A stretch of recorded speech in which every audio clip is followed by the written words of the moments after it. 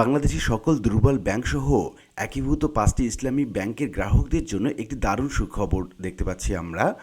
The daily star Bangla নিউজের শিরোনামে বলা হচ্ছে, 1.5 মাস পর বাজার থেকে ডলার কিনছে বাংলাদেশ ব্যাংক।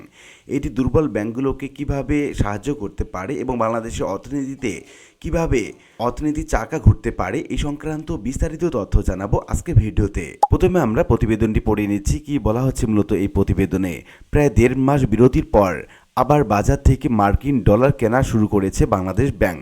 বাংলাদেশ ব্যাংক জানিয়েছে, প্রবাসী আয় রেমিটেন্স প্রবাহ বেড়েছে এবং বিদেশি লেনদেন তুলনামূলকভাবে কম থাকায় এই সিদ্ধান্ত নেওয়া হয়েছে।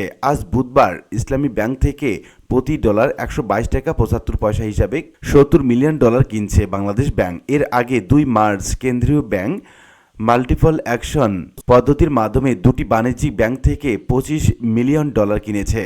বাংলাদেশ ব্যাংকের তথ্য অনুযায়ী 2025-26 অর্থ বছরে এখন পর্যন্ত মোট ডলার কিনেছে 5.6 বিলিয়ন ডলার। এদিকে মার্চ মাসে প্রবাসী আয় রেকর্ড পরিমাণে 3.75 বিলিয়ন ডলার পৌঁছায়।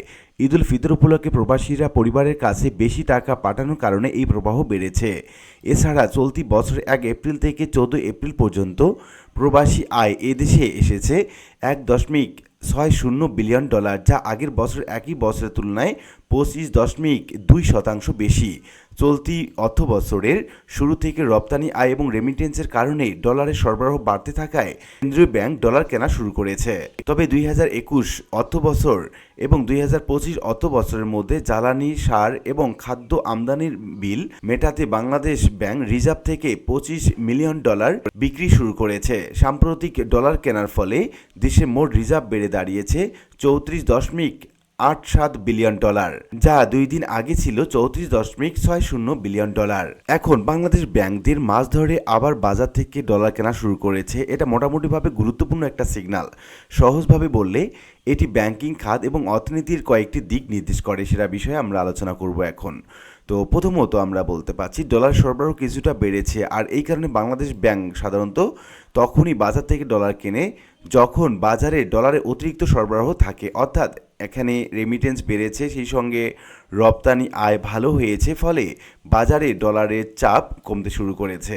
এবং 2 নম্বরে আমরা দেখতে পাচ্ছি টাকার মান স্থিতিশীল রাখার চেষ্টা করা হচ্ছে, অর্থাৎ মুদ্রাস্ফীতি কমানোর চেষ্টা করা হচ্ছে। যদি বাজারে বেশি ডলার থাকে তাহলে টাকার মান, এক্সচেঞ্জ রেট হঠাৎ শক্তিশালী হয়ে যেতে পারে। বাংলাদেশ ব্যাংক ডলার কিনে সেই চাপ নিয়ন্ত্রণ করে, এতে করে টাকার মান স্থিতিশীল রাখা সহজ হয়।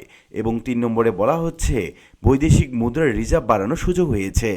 ডলার কিনতে সরাসরি দেশের রিজার্ভ বাড়ে, যা আন্তর্জাতিকভাবে অর্থনীতির জন্য ইতিবাচক সংকেত। আমদানি, ব্যয়, ঋণ পরিশোধ ইত্যাদিতে স্বস্তি আসে। আর সবচেয়ে বড় সুখবর হচ্ছে ব্যাংকিং খাতে তারল্য বাড়ে। বাংলাদেশ ব্যাংক যখন ডলার কিনে তখন বিনিময়ে বাজারে টাকা ছাড়ে, ফলে ব্যাংকগুলোর কাছে টাকার পরিমাণ বাড়ে এবং ঋণ দেওয়ার সক্ষমতা বাড়ে, আর এতে ডলার সংকট কমার ইঙ্গিত হয়।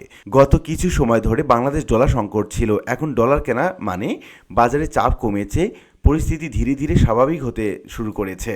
তবে সতর্কতার বিষয় হচ্ছে এটি পুরোপুরি ভালো খবর হলেও যদি অতিরিক্ত টাকা বাজারে ঢুকে যায় মুদ্রাস্ফীতি বাড়তে পারে, তাই বাংলাদেশ ব্যাংকে ব্যালেন্স করতে চলতে হয়। এখন অনেকে প্রশ্ন করে থাকে, ডলার সরবরাহ বৃদ্ধির ফলে দুর্বল ব্যাংকগুলোর উপর কি কোনো প্রভাব পড়বে? হ্যাঁ, ডলারের সরবরাহ বাড়ার কারণে দুর্বল ব্যাংকগুলোর উপর প্রভাব ফেলে। সেটা সরাসরি উদ্ধার না করে বরং কিছুটা স্বস্তি দেয়, আবার কিছু সীমাবদ্ধতা থাকে, সে বিষয়ে আমরা এখন বিস্তারিত আলোচনা করব। প্রথমত আমরা বলতে পারি বিষয়টি ইতিবাচক।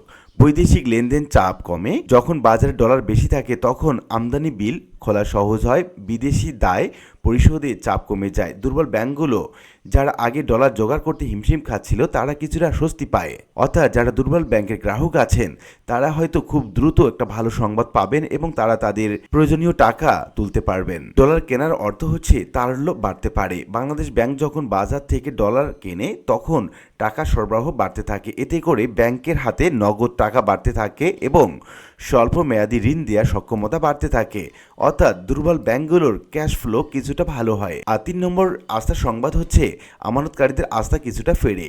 ডলার সংকট কমা মানে অর্থনীতি স্থিতিশীল হচ্ছে এমন বার্তা যায়, ফলে গ্রাহকের মধ্যে ভয় কমে, টাকা তুলে নেওয়ার চাপ কমে যায়। এটা দুর্বল ব্যাংকের জন্য বড় সহায়তা বা বড় সুখবর। তবে এক্ষেত্রে সীমাবদ্ধতা বা নেতিবাচক দিক হচ্ছে মূল সমস্যা ঠিক হয় না।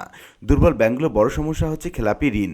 ডলার বাড়লেও খারাপ ঋণ কমে না, আগের ক্ষতি থেকে তারা মুক্তি পায় না, তাই মৌলিক যে অসুখ সেটা থেকে যায়। আর ডলার বৃদ্ধির কারণে ডলারের ব্যবসায় প্রতিযোগিতা বাড়ে, শক্তিশালী ব্যাংকগুলো বেশি ডলার কিনতে পারে, বেশি আন্তর্জাতিক ব্যবসা তারা করতে পারে এবং দুর্বল ব্যাংকগুলো অনেক সময় পিছিয়ে যাইতে শুরু করে। আর এক্ষেত্রে মুনাফা বাড়ার যে সুযোগ সেটা সীমিত হয়। ডলার বেশি হলে এক্সচেঞ্জ গেইন কমে যেতে পারে, দুর্বল ব্যাংকগুলো যেটা দিয়ে কিছু লাভ করতো সেটাও কমে যেতে থাকে। এবং সবচেয়ে বাস্তব চিত্র হচ্ছে, সোজা ভাষায় ডলারের সরবরাহ বৃদ্ধির কারণে স্বল্প মেয়াদী রিলিফ হয়, অর্থাৎ আস্থা পাওয়া যায় এবং কিছুটা চিকিৎসা নয় বরং চাপমুক্ত হওয়া যায়। তো উল্লিখিত বিভিন্ন আলোচনা থেকে আমরা এইটুকু বলতে পারি যে বাংলাদেশ ব্যাংক বর্তমানে ডলার কেনার অর্থ হচ্ছে বাংলাদেশে বর্তমান রেমিটেন্সের পরিমাণ বৃদ্ধি পাচ্ছে, আর এই ডলারের পরিমাণ বৃদ্ধি পাওয়ার কারণে বাংলাদেশের বিভিন্ন রকম ব্যাংকগুলোতে তারল্য সহায়তা বাড়বে এবং সেই সঙ্গে গ্রাহকগণ তাদের প্রয়োজনীয় টাকা ফেরত পাওয়ার একটা সম্ভাবনা বেড়ে যায়। আশা করি বিষয়টি বুঝতে পেরেছেন।